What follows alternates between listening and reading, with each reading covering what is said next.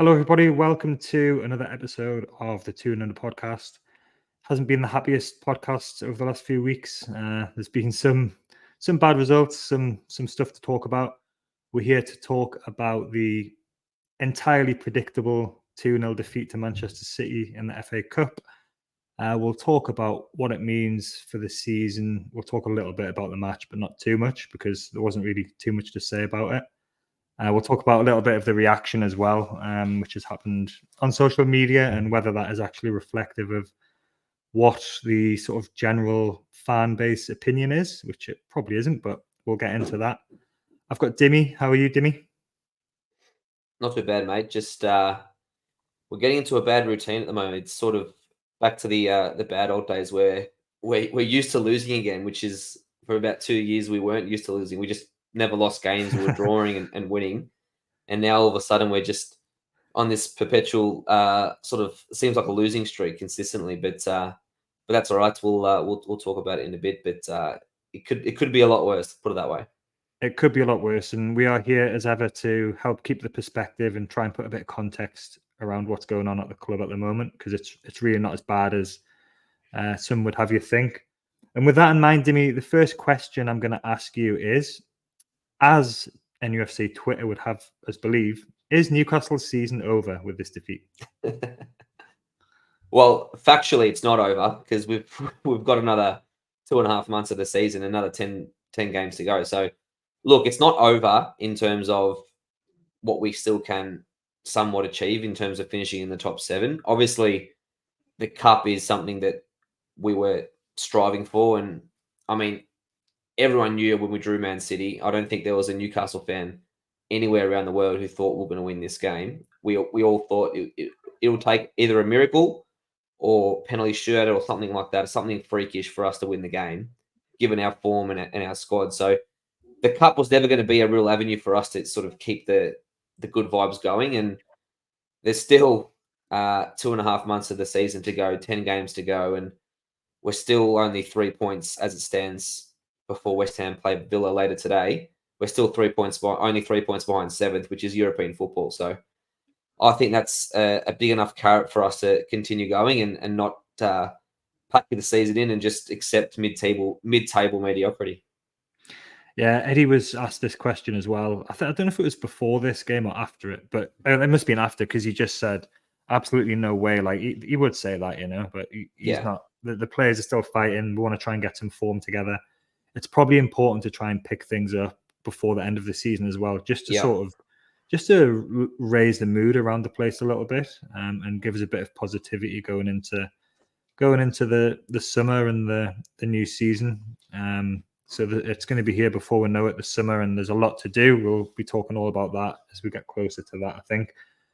But I think this cup draw just deflated everyone, didn't it? We had that we had the high of Blackburn and that crazy penalty shootout, which we don't win penalty shootouts ever, pretty much. So we had that, and then you just knew, like, I thought we were going to get Liverpool. It's just, you couldn't have wished for a worse draw. And our cup draws this season have just been absolutely disgusting, ridiculous. And that's one of the big mitigations, because it's not just having hard teams to play, but it's the pressure it puts on the players, how hard they have to work, all the work they have to do without the ball. To have to play the treble winners 4 times in one season, I think that's pretty unlucky. So it was kind of a low key build up to this game, just because I think nobody expected we were gonna get anything. I think most people thought it was going to go the way it did, with a pretty routine defeat. But have you ever known such a sort of unenthusiastic build up to a cup quarter final? I think there was I think it was COVID year or around COVID time. I think we played City as well at St James's Park at home, and there was no fans obviously in the crowd, so there wasn't that sort of build up in terms of atmosphere and everything like that. And I reckon that game was 2-0 maybe, or 3-0 that day as well. And I mean, I think previously to that game we played West Brom, we had a big win away at West Brom. The vibes were good because we were building a cup run. Finally, we were in a quarter final, and then bang, you draw Manchester City.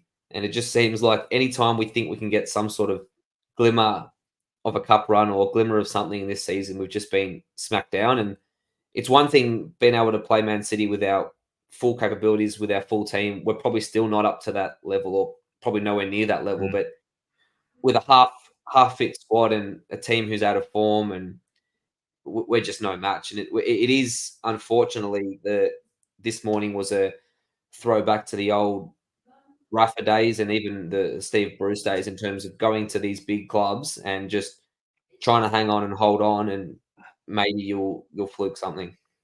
Yeah, and we'll talk about the system tweaks and what he actually did, because it was a bit different with the system, and it did work to a degree. But whenever you play Man City, you have to have luck on your side, Yeah, and you have to take your chances. You know, like any team has to do that, and that didn't happen for us today. So it's kind of funny to be sitting here saying the system worked and we were quite good. We only had one shot on target in the whole game, so it just shows you the levels.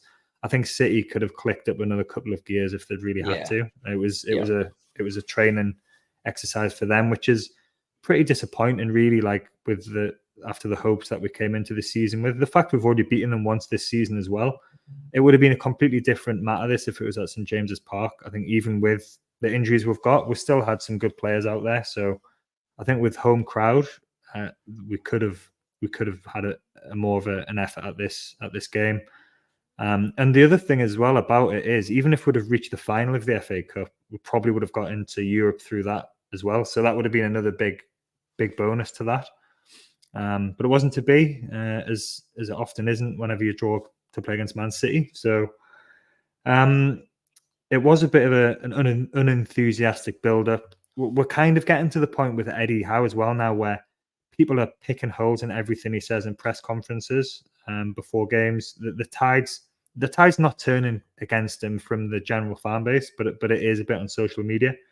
And he said a few interesting things in the press conference before this game. I just want to touch on them for a moment, and then see whether that kind of tallies with what he actually did with his team selection and his system. So first of all, he was talking about Sean Longstaff playing with an injury, and said that he's had to have injections to play. He said that it's my job to protect the players because the lads are giving everything, and that's just the kind of normal thing yeah, you expect managers to say. And then he said something which is going to be used against him a lot, I think. He said, the biggest tool I have is in my team selection. If you're not performing well, you come out of the team. So that's what he said. He did say that. But there was another part to that, which a lot of people are just ignoring now. They're pretending that the next part of it didn't happen. So he said that. And then he said, now that's been challenged this year because I've not had the array of options I would have liked. yeah. So with that in mind, how do you tally what he said? Because he came out swinging, really. He was really quite strong about this. And he didn't have to do that, I don't think. He didn't have to say what he did and to give such an impassioned defense or to explain his decisions in such detail. He wouldn't usually do that. I think he's usually more cagey. But how do you tally what he said pre-game with his subsequent team selection? In particular, Burn and Longstaff, they're the current scapegoats of the month. Perhaps fairly, I think there's fair criticism of them, but yeah, he did play them after he'd said that about dropping players out of form. So Mm. how do you sort of work that one out in your head? It's interesting. I've come to the realization that anything that Eddie says in his press conferences is probably not true, because he's been saying a lot of things at press conferences about people's injuries, and oh yeah, we're not sure when this guy's going to be back, and next minute he's on the bench, or Gordon was expected to be really badly injured and then he's starting. So it's hard to sort of past that fact that he doesn't really tell the truth in press conferences, but he has changed his tune. I think in the last couple of months, he has been a bit more competitive at press conferences. I mean, when the Dan Burn questions came at him a month or so ago about his performances, he sort of snapped back saying, "Oh, I didn't even realize there was criticism. I didn't think Dan Burn was playing poorly." So he's obviously got he's not stupid. He's aware that there's talk out there about certain players in the team, but I think Eddie Howe, he's shown in his 3 seasons or 2.5, 3 seasons, that he's going to play players that he trusts, and he will stand behind them no matter what. Doesn't even matter if they're not playing well or they're not in form. he very rarely drops a player for poor form. And even when a new player comes into the team, we saw that with Bruno, we saw it with Gordon last year. He gives them a big a big build up to get into the starting 11 and sort of gets them to build his trust. And it obviously seems Longstaff and Byrne in particular have his trust, and he's seen what they've done for him in the past, so he's happy to back them even though they're not playing at their best. And in Longstaff's case, he's not fit enough. But it is a bit frustrating hearing that about especially Longstaff, that he's not fit and he's having an injection just to train and play. Well, I know we don't have many options, but we do have young Miley on the bench who for 2 months was starting every single game. Now, unless he is also injured that we don't know about, or his fitness levels or his sort of injury risk is at that point where he can't be starting games, then maybe we say there's no other option. But yeah, it doesn't really marry up. But I try to take what Eddie says with a grain of salt at press conferences, because a lot of the time he's just trying to deceive us, I think, or deceive the media.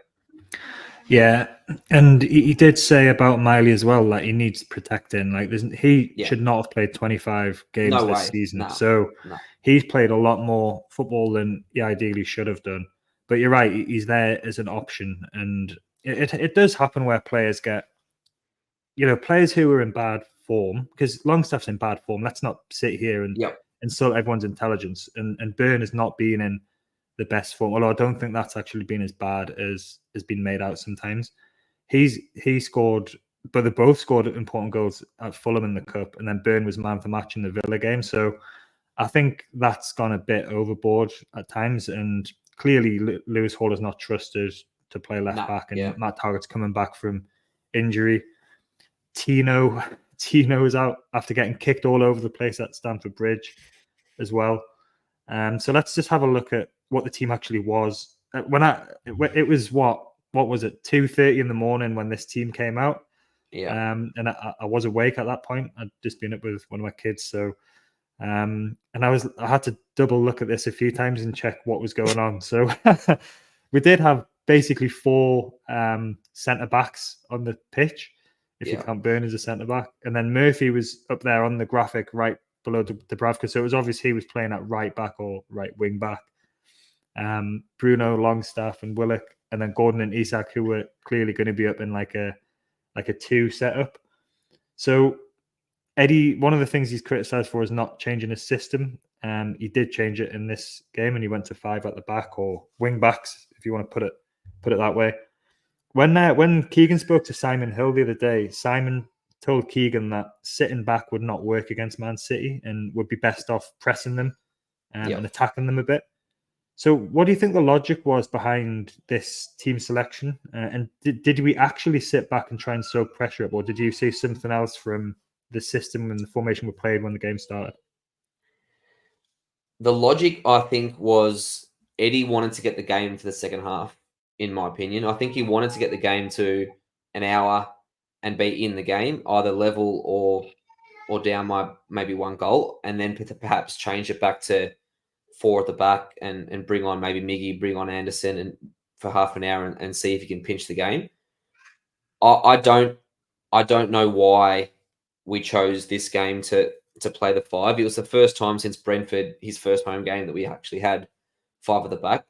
It is frustrating to see that team sheet, to be honest, because you wake up in 4 in the morning or whatever time it was, the game kicked off here in Victoria, and you see that lineup and you think that's a rough lineup. That's old school Rafa away or Steve Bruce teams away, and it just didn't give you any sort of confidence.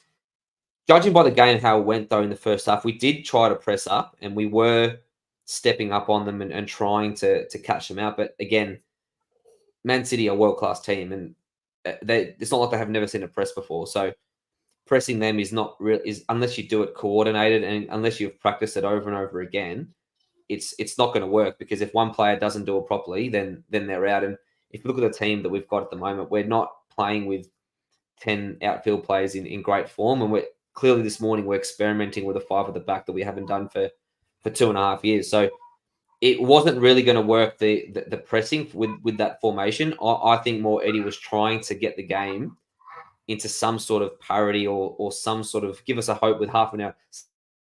Similar to what happened at the start of the season, where if you remember, we're 1-0 down. He brought on Isaac. I reckon he brought on maybe Barnes, and we went for it. But we happened to cop the second goal straight away when those changes were made, and that was sort of the end of that. So I think that was his thinking. He didn't want to get blown out in the first half like Arsenal, and the game would have been done. Yeah, it's a pretty demoralizing way of going about football game, isn't it? And I remember when Rafa did this and when Bruce did it, and it was so depressing just knowing that you were just going to go and watch us, basically get pounded for a full game. But it didn't really happen like that. We did start quite brightly, but we then conceded goals with our first 2 shots on target. So there were big deflections, which is unlucky in one sense, but there was also a bit of backing off going on, and we allowed the shots to come in. So is that unlucky, or is it just bad defending, or is it a bit of both? It's probably both. I think first of all, Bernardo Silva does it to us every single time, so I'm not sure why we're backing off him every time we play against Manchester City. So that was the first problem. We're allowing him to come into the 18-yard box. That's the first issue. But I mean, even the technique to block those shots was poor from both Botman and Burn. And obviously, it's unlucky for the ball to just loop into the net. But when you're playing these teams, when you're playing Manchester City away or Liverpool or the big clubs away from home, you've got to get everything absolutely spot on. And any sort of bad luck going against you, you're completely juicy fruited, and it's the game's going to be done. And I mean, for Man City, virtually their only 2 shots in the first half an hour to score like they did, I think not only obviously gave them the confidence to say, "Oh, this is going to be a training drill for an hour." It would have demoralized us to no end, because we had a plan to try and contain them, press them, and maybe pinch something on the break, and sort of as the game went on, bring on some substitutes. But to cop 2 goals the way we did, I think that would have completely ruined the team morale. As if playing Man City at 0-0 Yeah, is not hard enough. yeah, exactly. You're then 2-0 down away, and it's not going to happen, is it? I think No. it wasn't like the Arsenal game where we kind of gave up in that game, and there was very obvious signs that the players were just they just phoned it in that day. It was really bad, really, really bad performance, and it was very disappointing, the attitude and application. But it wasn't like that. I think they tried, they did, and Alex Isak's got a hard job up front and kind of on his own. He had Gordon up there with him a bit today as well, but it's a hard gig he's got at the moment. When he's got his chances, he's got to take them, and he didn't. He missed the one. Well, it was a good save, but he actually did well to get his foot over that one to get a good shot on target. Yeah. The second one was the pass from Miggy, which if he didn't even get a shot away, but that was quite a good chance by his standards as well. So you never know how things would have turned out, but I suspect City would have just turned it up a notch. Well, I think that's the thing. If you remember the game at St James's Park, though, it wasn't as if we were having great chances that day. Both goals from Isaac and Gordon were a long ball over the top, and they were just individual brilliance. And probably playing Isaac and Gordon up top, we probably thought our hope is going to be the long ball over the top. Let's defend with what we've got, and if we get that 1/2 chance, these guys may be able to make something happen. So, unfortunately, playing like that with that smaller margin of error, it's not a recipe for success. And obviously, Isaac is a great player. He's a wonderful finisher. He scored a great goal against Chelsea last week, but he's not going to score every single chance he gets. And we can't expect he's going to score 100% of chances. Not even Haaland scores 100% of chances. So we need to be giving him more opportunities to put the ball in the back of the net and giving us more opportunities to score. And the way we set up and played wasn't sort of conducive of that. Yeah, I might get a bit of I might get if people hear me say this, they'll think I'm stupid and they'll think I've lost my mind. But I don't actually find Manchester City's style of football very interesting or very attractive to watch. I know that they're obviously the best team in the world, but the kind of pass it into submission, the sort of keep the ball like move you from side to side, and it's all just a bit sterile to me. maybe the fact that they haven't really got they've got a huge fan base, but they're not kind of massive, loud at the stadium and things as well. Rubbish And atmosphere. they just sort of go there and expect to win heavily because that's what they do. So they're kind of suffocated, don't they, Man City? And it's a bit like, I guess, when Pep was at Barcelona, it's a similar style of football, but then they had Messi to, make things a bit interesting when you were watching them. So I'd rather watch, like, I'm just one person. My club's never won anything, but I'd rather watch sort of quicker, more direct kind of football. That's sort of the Premier League, what you kind of brought up on the Premier League, with the Premier League. So I don't know, that they're just a bit. I just find them a bit boring, really. You probably think that's a load of nonsense, too. Well, I'm a big fan of Barcelona and the way they've played, and I mean, Barca weren't playing the way Man City play. Obviously, it's similar in terms of keeping the ball, but Barcelona had Messi and Barcelona had Xavi, Barcelona had Iniesta. The combinations that Barca did, the triangles are all around the pitch. City don't play that way, and it's obviously a little bit different. City's got the big target man, Haaland, up front, who's sort of the unicorn of everything. So there's differences, and I think City have a tendency when they're in front, especially to really, really slow the pace of the game down and sort of just look to keep the ball. And the way they defend is keep the ball away from the opposition, and they do it really well. And it's a good way to play from their perspective when they're ahead. But you're right, when you're watching them play and their only sole objective is just to keep the ball and pass the ball sideways, it's not the best to watch. But then they can do it the other way as well. Like in that 3-3 we had with them last season, they gave as good as they got in a sort of counter-attacking, quick sense. So they can do it. Pep's just a master, isn't he? He's a master coach. He's got different plans and he does different things in different games. So like last season when he started doing the John Stones in the box midfield thing, and it was like, what's this? And then everyone's copying it. And he's just he's a trailblazer, isn't he?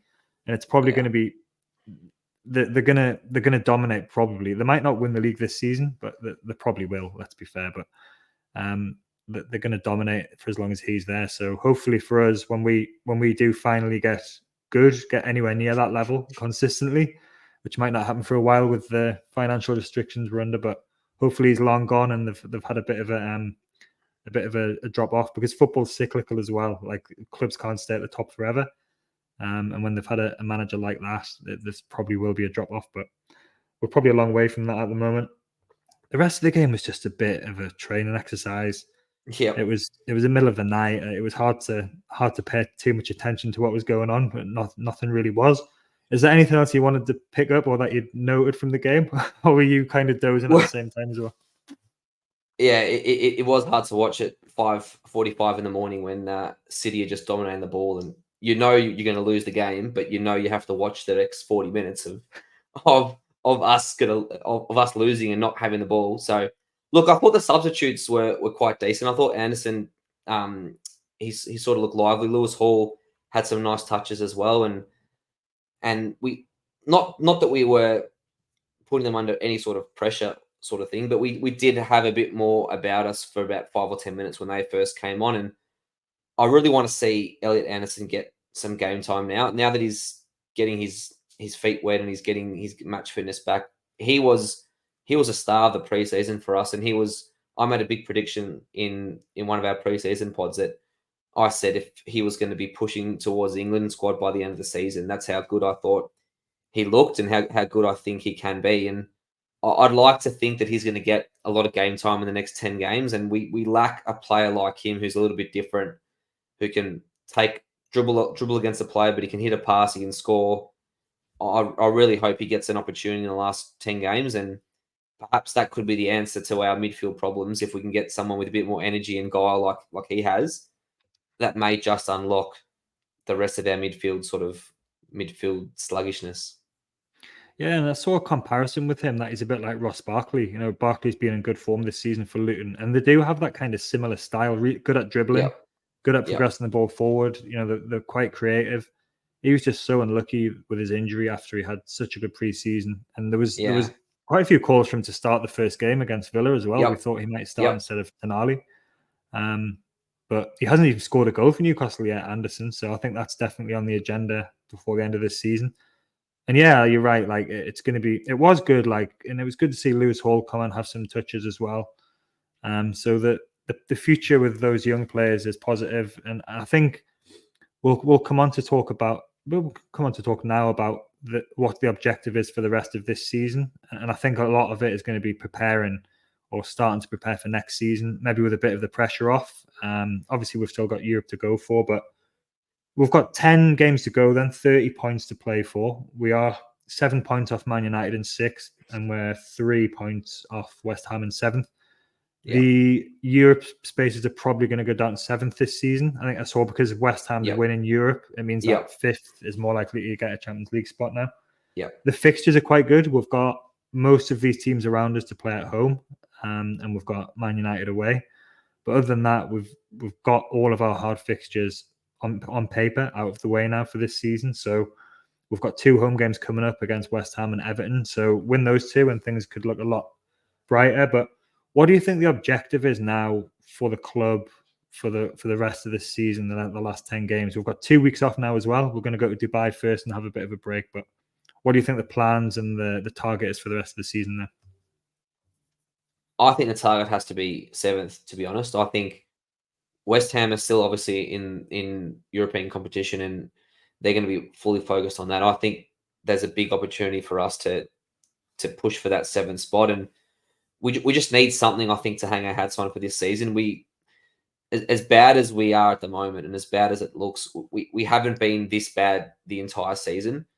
People forget we went on a run. I reckon it was around October to end of November. We won about 7 or 8 out of 10 games, and we were right up in the top 4 or 5 in the Premier League. And it just so happened that we had all the injuries then, and then December happened, and that sort of December has sort of derailed our whole season. And since then, we haven't really recovered back to a consistent vein of form. We've been picking up draws, a couple of wins here and there, but we haven't really found our feet since December. So you'd hope this 2-week break can sort of reset the minds, reset our bodies, and really target these last 10 games, and hopefully try and target 6, 7, 8 wins even.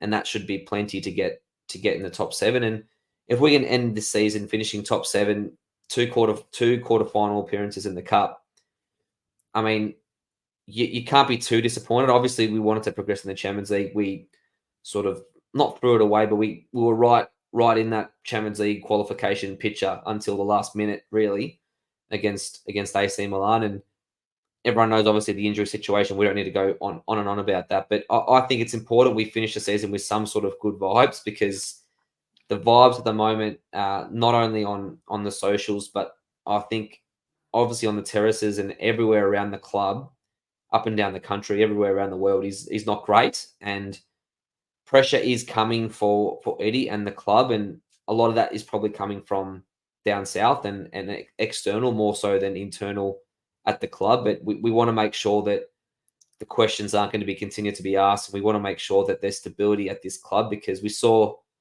when everyone's pushing in the same direction, club, fans, board, everybody, that we can do whatever we want to do, really. We finished 4th last year, and we fully deserve to be in the Champions League. So I think it's vital for us to finish this season well, and not let it peter out and finish 8th, 9th, 10th, and give us sort of a bitter taste in our mouth for all our hard work, for all our sort of high marks this season, to not have anything to hang our hats on. I think it'll be a hard one to take.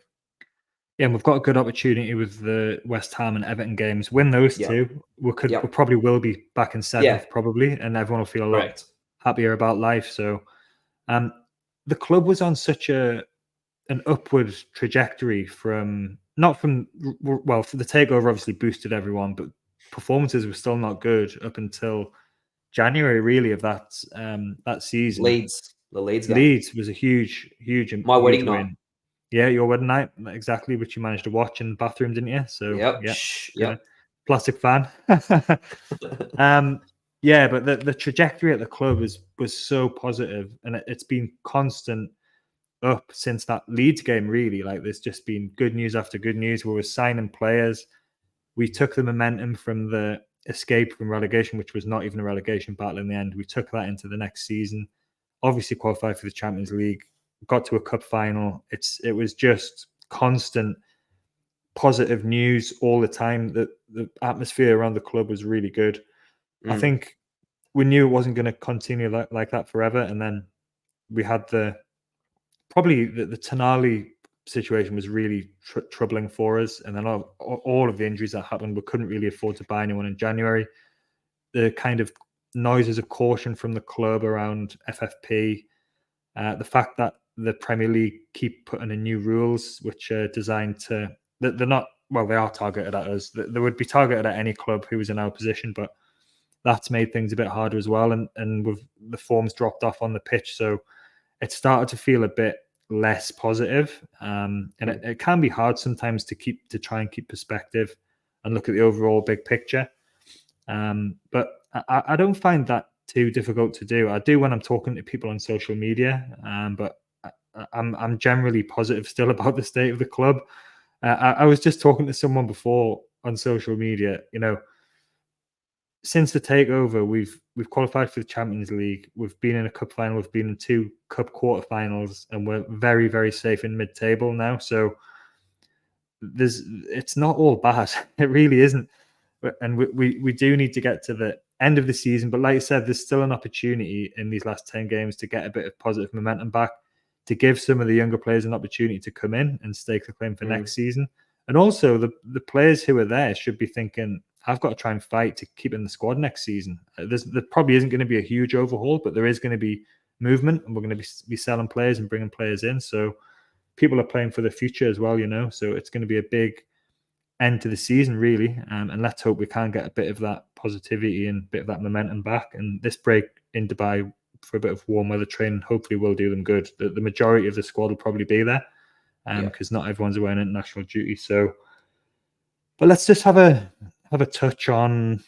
I kind of debated whether to talk about this or not, because I think it very much is a social media thing. But we're a podcast, and we're on YouTube and we're on Twitter and stuff, so it's relevant to talk about it. But like I said before, we sat on that Leicester podcast when we qualified for the Champions League, me and you, and we said there's going to be challenges next season. It's going to be difficult. There is going to be times when people are calling for Eddie Howe to be sacked.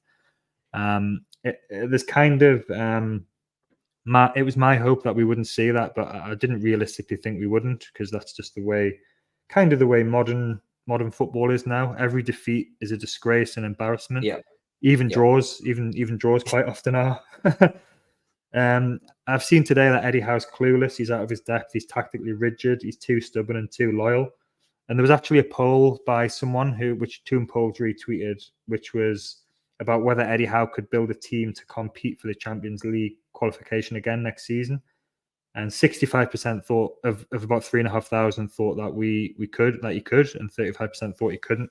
So that's still quite a lot of people who seem to have lost faith in the manager, which I think is very disappointing given what he did last season, but also given the work ethic he's got and his obvious quality, which he's displayed time and time again when he has had not such a difficult hand being dealt to him.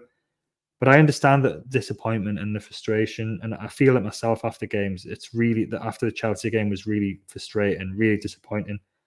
But I think the way quite a few fans are behaving towards Howe is a bit disrespectful now, and it's kind of ignorant of what he's already achieved here. You can't just write off what he did last season or what he did up to December this season. And we have to kind of ask: do we want to be the loyalist football supporters that the world has ever seen, as the song goes? Or do we want to just cast people aside as soon as we run into a bit of trouble? Modern football is a results business. We all know that managers have to get results or they get sacked. But I'm hoping that, and it does seem like the signs are like our owners are going to give him an opportunity. They're going to be understanding of what he's been through this season, probably understanding a bit that they didn't do all they could in the summer as well to support him in the transfer window. So I'm firmly in that camp of supporting Eddie and giving him time, and I guess you are too. But how do you kind of feel about it all and what you've seen in the last, maybe not just the last day or so, but the last few months really on social media? Yeah, it's gone downhill very quickly on social media, from King Eddie, we're going to build him statues, to now a lot of people wanting him out and saying he's out of his depth and That's why he was sacked from Bournemouth and etc. etc. So I'm firmly in the camp that we need to give Eddie a chance to fix these problems and to fix these problems hopefully over summer with some signings and hopefully not with a revolving door of injuries as well. That would be nice. But the thing that I don't understand from the Newcastle from some Newcastle fans, I should say, on social media is we were used to a shit football club for a very, very long time, and we were losing a lot of games all the time. And most seasons, if we finished 17th, that was a success, and that was deemed to be, yep, we're in the Premier League. That's fantastic. But we've gone to a completely new level, obviously, with the takeover, and straight away under Eddie, we turned from a bottom of the table team who looked destined for relegation. We played up until the end of from January, I think it was, till the end of the season. We were virtually playing like a Champions League team even then, in terms of our form and the points we were picking up. So we virtually played for 18 months top four football in terms of the results and the amount of wins and not getting defeated. And yes, we've had a 3 or 4 month period here of struggle, but I think in the grand scheme of things, it's hardly anything that should be we should be talking about Eddie losing his job.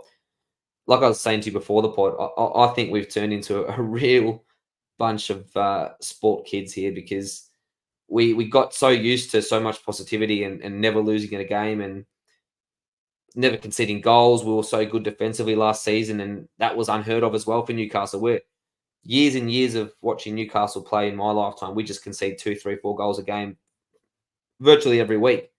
So last year was the anomaly for us. We were very good defensively, never conceded a goal, and now we're back to conceding a lot of goals, and the world's caving in. So I'm definitely in the camp that Eddie needs to be given the space and the time, and I think he will be by the ownership. But the fans have to also remember that you can't just judge 2 or 3 months of results and yeah, we've been disappointing since December and say, yeah, he's going to be sacked because of the last 3 or 4 months. What about the first 3 or 4 months when we were still top six? We just smashed PSG at home 4-1. We beat Manchester City with virtually a reserve team at home. We beat Manchester United away from home with a genuine reserve team. I'm not sure what people want from Eddie. Obviously, there's individual decisions that I also think that he's been getting wrong, and he needs to obviously learn from those mistakes. But in terms of calling for his job or anything like that, I think that's way off the mark, and I don't think any Newcastle fan really realistically should be even considering that, given what has gone before us. Yeah, I think it's fair to say that if we get to this point, let's say that we're 10 games into the new season and we're still leaking goals and we can't win away games, and he's picking players who are out of form when he's got a full squad to choose from. Yeah. Let's say that if things like that are happening at that point, then fine, let's have that conversation after he's got better players coming in, and he's given an opportunity to learn from what has been a very punishing and challenging season for him in his career as well. But I want us to be a club that supports the manager and backs people who've done a good job and backs good people as well as people who are good at the job as well. I don't want to be a club that just sacks the manager every 5 minutes at the first point of adversity. And I feel like that's the way that a lot of the social media supporters seem to be going that way. They look at someone like Mourinho and say, let's get Mourinho, or whoever the flavor of the month might be. You know, it just sort of disrespects everything that Eddie Howe has done up to this point. And that's not to say you can't criticize him and question his decisions, because you absolutely can, and he will do that himself more than anybody else. So let's try and get a bit of form going before the end of the season, and I think if we can do that, it will be a positive. If we can get a couple of maybe signings in early in the summer, I think that'll shift the mood and everyone will be in a good, happy mood again. And that's what we want to see around Newcastle. But it's not always going to be that way. It is going to be hard. And I've seen people saying that, you know, success is not linear. It's a squiggly line. It goes all over the place to get there. And there's going to have to be an element of patience for us to get there. So disappointing game today, but we always seem to do this. We always just come back to it and we're happy. We always got a good positive attitude, because well, obviously we're not happy. Like we want to make it clear, we want to win, obviously, and we want our team to be competing and winning these games. But you have to analyze every situation with context, and you can't just emotionally react. Obviously, during game and maybe straight after the game, everyone's emotional, and I'm sure I say many things during a football game that I probably shouldn't. But you once you pull down, you move forward and you try and think of perspective, and you try and think of the context of where we are currently as a club. And there's been so much gone before us in terms of how well we've done under Eddie, that he's shown that he can get this side performing really well at a really high level. And so it would be definitely throwing the baby out with the bathwater to sort of react and say, yeah, this second half of the season has been not good enough, he needs to go. I think that would be completely wrong. And the point is, like, logically, he's done it before, so why couldn't you do it again? You know, and fair enough. Next time, let's say he's still here and we get in the Champions League again, or we get into Europe again, and he hasn't done it in Europe and the league at the same time. He's struggled with that this season. So let's see how he goes next time, and hopefully he gets the opportunity to do that, because that's how you can measure somebody's development and a coach's own growth through how they react to adversity and how they learn from previous mistakes they've made. And nobody's perfect. You know, Arsenal fans were calling for Arteta to be sacked not that long ago. Klopp had a really bad season at Liverpool last season. They stuck with him. Alex Ferguson famously was almost sacked by Man United. So I think we've got something special actually with Eddie Howe. Someone who's really good, and he's a good fit for the club. And like I said, the context is it's been a very difficult season at times, but he absolutely deserves the opportunity to put that right. And let's hope it starts in a couple of weeks. I think we've got Craig and Mark and Bobby are going to do a bit of a look at the run in and see if they can think about how many points we're going to get. And then I think Mark wanted to do something about fan fatigue maybe, and a bit like what we've talked about tonight about the way things have been this season at times. So we'll leave it at that. Everyone's going to have a nice break now. We're not going to Dubai. We're just going to go to work, but there you go. And I'll speak to you soon. Cheers, Dimi. Cheers, mate. Take it easy.